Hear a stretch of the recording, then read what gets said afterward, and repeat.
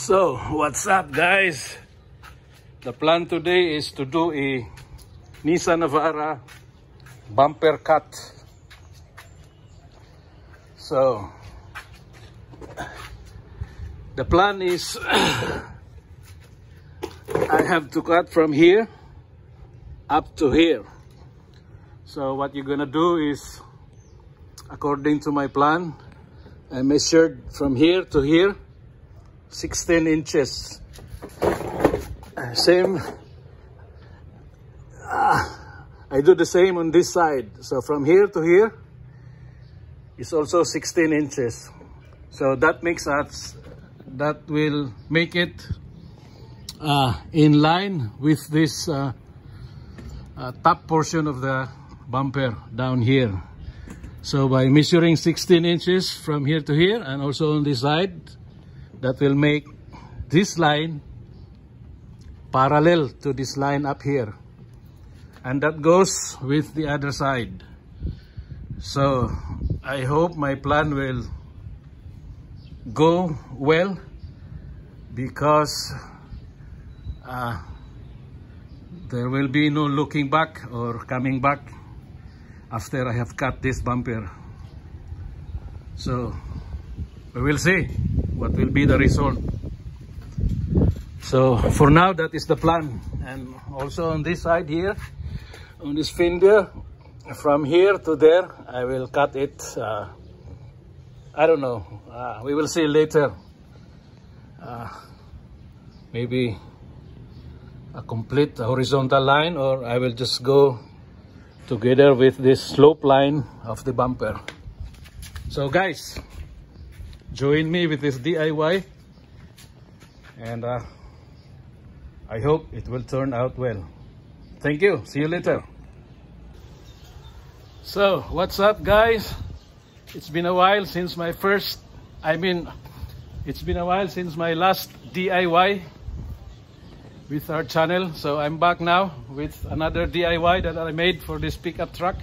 So today I'm going to share with you the latest DIY that I made. So I've done a bumper cut for this pickup truck, which I'm going to share with you today. So you've seen that guys? So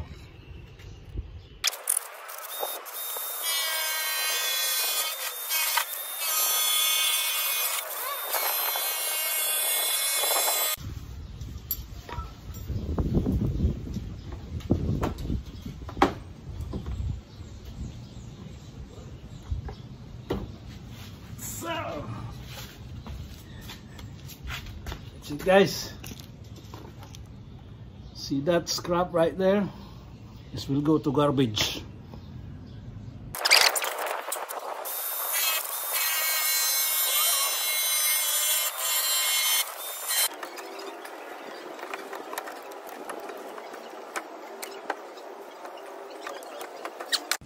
So guys, after the initial cut of the bumper, this is now what it looked like. So we'll see what I can do here. So the plan is to cut this fender liner, the inside fender liner, from here up to here, right? So in that manner, it will be smooth as I planned. So yeah, and then after I'm gonna zip tie this so that it will prevent rattling. I'll see what I can do best with the zip ties here. I don't know, but I will cut from here down there. That goes with the other side. So I will cut from here and then all the way through, all the way down here, and then I will zip tie it here, also here. I don't know, maybe I will use a screw. I will see what I can do. But yeah, this is now what it looked like after the first cut. Okay guys, I hope you like it, because yeah man, I like it myself. So guys, I'm back. So this is what I did after the bumper cut. See right there? So and then I cut manually the inner fender liner using the cutter. So I just did this. I just did a horizontal cut.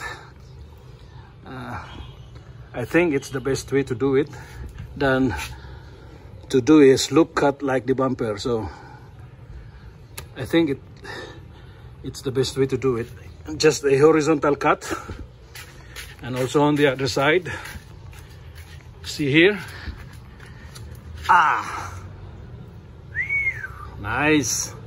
So what I'm gonna do next is to zip tie, or maybe I will put screws so that it will not rattle. So you see, guys,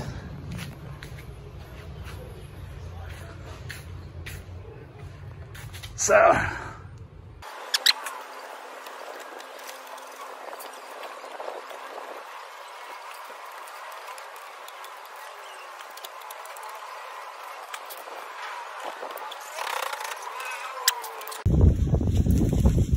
naray mo kinahanglan na tools, guys.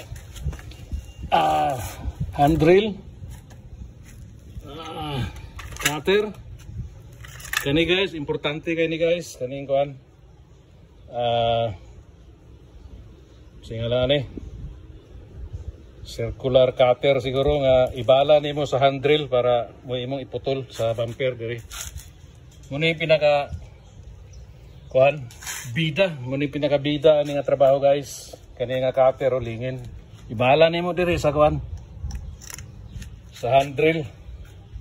Tapos again, Shopee, guys, door trim.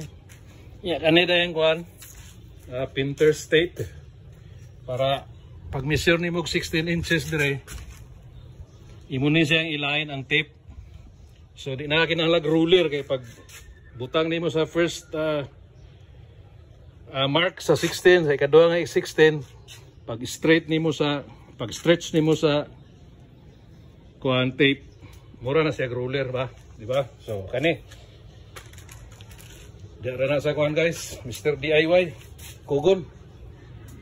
So very important, safety goggles, guys, kay duha ra tong mata, di ta makabuhat og DIY kung mabuta ta.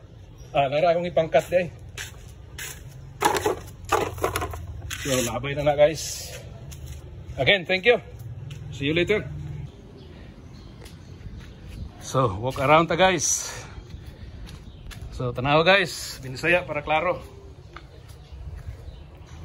Una akong trabaho, guys, putol na ako ang bumper.